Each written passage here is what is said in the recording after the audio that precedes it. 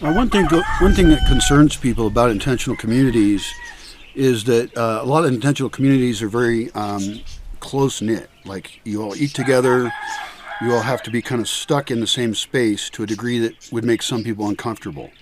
So I've heard the question asked, like, well, what if you're an introvert and you want to be part of a community? So you need a lot of private space and private time, but you don't always want to be involved in community constantly in your face. Well, I would be like that. And if I have more people in my space, actually, I need to move out of the building I'm in, and I want to build a different little house that's kind of hidden away. And then nobody bothers me when I don't want to be bothered. You know, if you want to talk to me, you can send me a message or an email. We can make an appointment. We might meet somewhere else.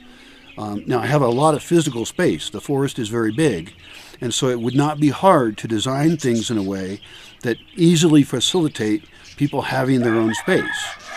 Now, this goes counter to something else I've talked about, which is making large buildings to reduce the physical footprint and not have sprawl. Because we want a lot of things to be raw forest or food forest. So I imagine multi-story buildings, which sounds immediately like, well, why would I want to live like that? I'm trying to, go out and live in the woods. And so I think then about what are the aspects of living in a multi-story building that would be bad. For example, noise. I don't want to hear my neighbor. And having people always in your face and stuff. But there's also big benefits to living in cities. That's why people do it. You have a lot more social opportunity easily available to you. You can have products and little stores and things available to you.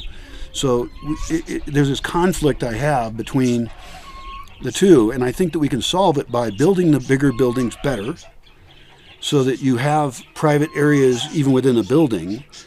And then also a lot of outbuildings. So you can easily go out, and there's offices out there. There's small fire pits for just you and a couple people, to have spaces that you can reserve for yourself alone to meditate or whatever it is you want.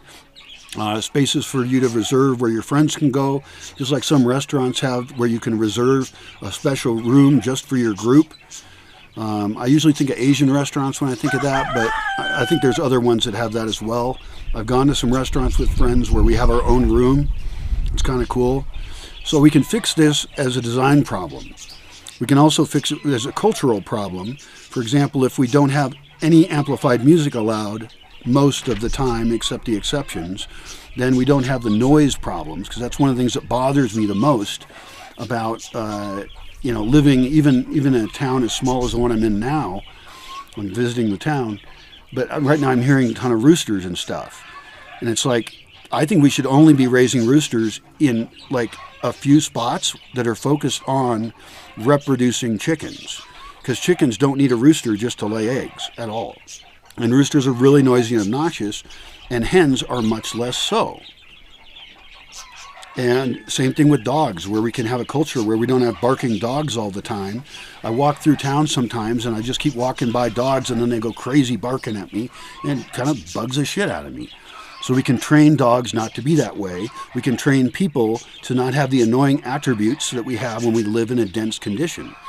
So it's a partial solution, both to not have sprawl and to have people live together in a more harmonious, quiet way, and polite ways. Develop a culture of if people want to talk to you and you don't feel like talking, I've even thought about there should be like a scarf you can wear, or something indicates, don't even talk to me. I'm just not in the mood.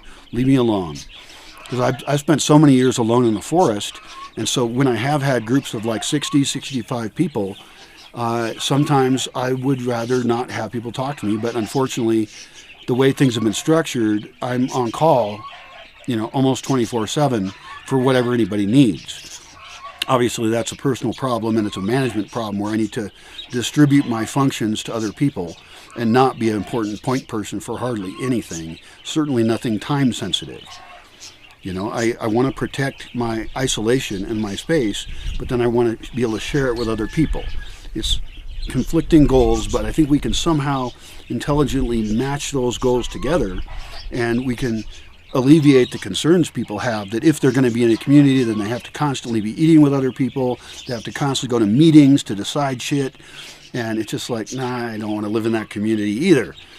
I don't want it. So we can make communities that don't have those problems. I believe it.